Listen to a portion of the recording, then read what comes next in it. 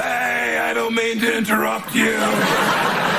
I just wanted to tell you again, I'm so honored to be the head of the Health and Human Services Department. Americans need someone to teach them how to be healthy, someone like me, a 70-year-old man with movie star looks and a worm in his brain. Bobby, I love you. I can't wait to see what you do with this country in terms of health and with regard to measles outbreak. I care deeply about a woman's right to choose to give her child polio.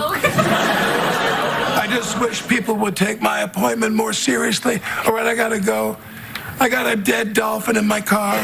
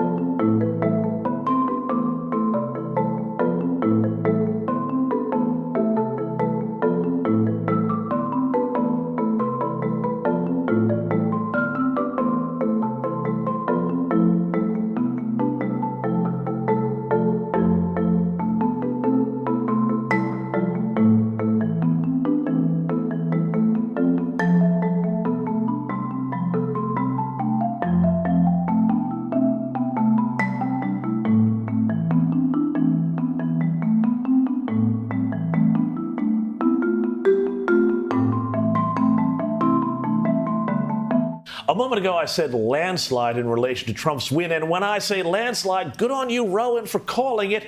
I do mean it was a landslide. Thank you. News that broke over the last 24 hours as the votes continue to be tallied up in the never-ending election. I can report that Donald Trump has just crossed the 76 million vote mark, the first Republican president in history to do so.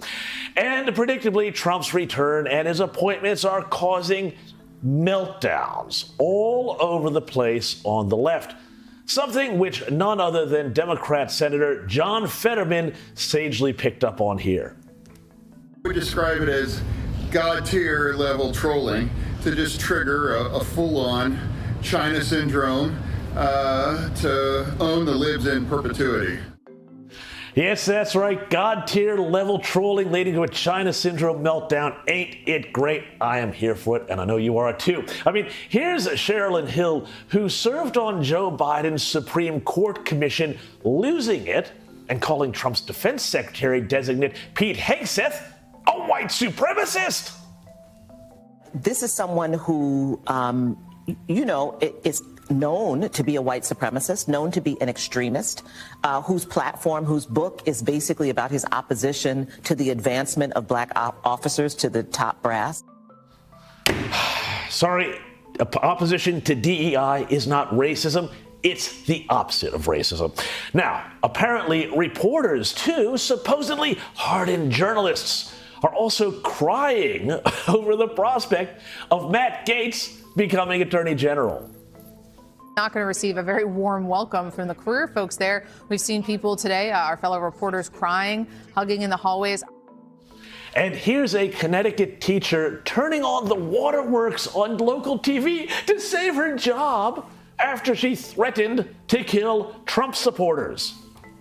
And it's so fulfilling, it's so rewarding, and I know that what people see right now, I don't look like that person, but I truly would do anything to help any child and any family in need. Just because you won doesn't mean we don't remember who the you voted for. You're not in the clear. And just please don't test your gangster on me, because you will end on a stretcher, gone forever. Well, I don't know about you.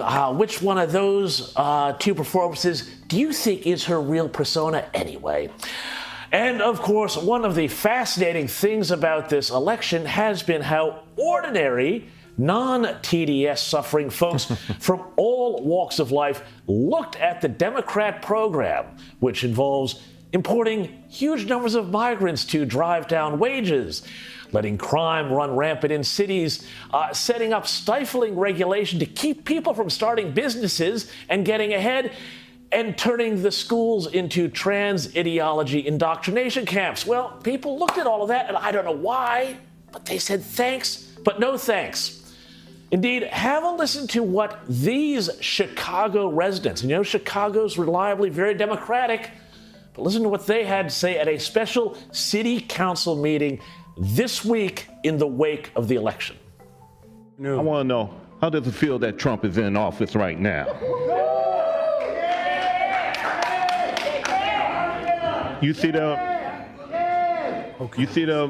Mayor Brandon Johnson, you underestimate us. You underestimate the black people, and you underestimate Chicago red. You know that Trump had pulled 45% of the voter in the state of Illinois, 37 in the city of Chicago. That's the statistic. That means that Illinois is turning purple. We're going to turn red. And you can smirk all you want. Mr. Sims, direct your attention towards me, please. You're a criminal. Why do I got to address you? The feds need to address you. DOJ need to address you, and hopefully Donald Trump will address you. Because you're going to protect the undocumented, while you're going to allow for the citizens in Chicago to suffer under your, 33%? Well, see, Joe Lopez cooked that 3% up a long time ago. Y'all called it a circuit breaker. Y'all been talked about it. Remember, before you came in here and gave that jovial speech, you need to be inspected. What about our real estate? Because, see, we paid for these properties for a purpose and not for you to go touching it with $300 million that you want to siphon out of the citizens' pockets. Get rid of the illegals, and that'll take your money right back. Start it off with that. Did they sound happy about Trump's win? Sure thing. And did they sound impressed with their local Democrat overlords? Not on your life.